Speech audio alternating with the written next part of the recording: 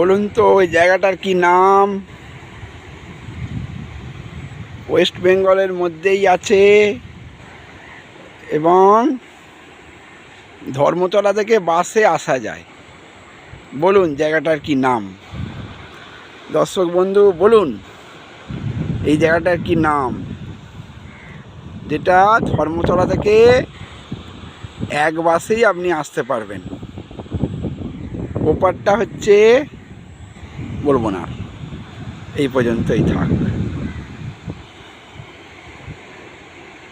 Comments করে জানাবেন কোন জায়গা।